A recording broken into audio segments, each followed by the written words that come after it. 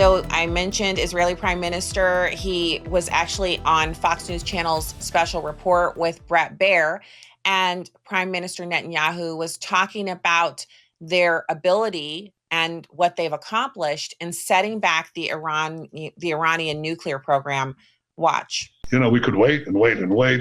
They'd string along the negotiations. We gave them a chance. I gave them a chance. But it was clear they were not serious about it. It became clear, I think, to the United States as well, because the president was very clear. He said, you can't have nuclear weapons. And in order not to have nuclear weapons, you can't enrich uranium. And they basically strung everybody along, and it was clear to us it was going nowhere.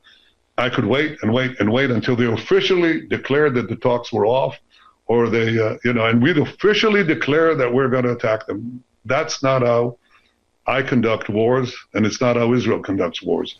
So we're geared to do whatever is necessary to achieve our dual aim, to remove two existential threats, the nuclear threat and the ballistic missile threat. And we're doing that as we speak now in Tehran, but we're not bombing the population. We're telling the population, leave.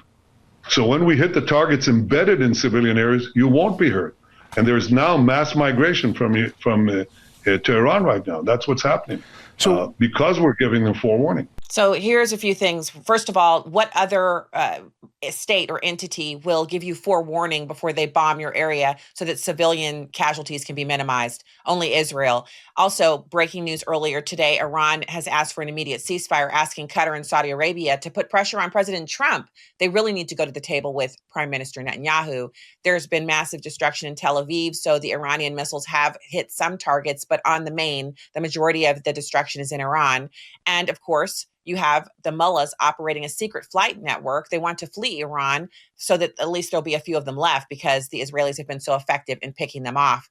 And there is something amazing going on, and that is that Iran is actually urgently seeking negotiation, not just with Israel, but with the U.S. at the table. And they're afraid of bunker busters, which could be the very next tack that the Israeli prime minister would take in this war. I'm hoping that they can wrap it up by July the 1st, because that's a nice round date and it's just a couple of weeks away, and they've made such amazing progress so far. Pray for the peace of Israel and bless Israel, because the Bible says that God will bless those who bless Israel. For full shows, live and on demand, it's Salem News Channel.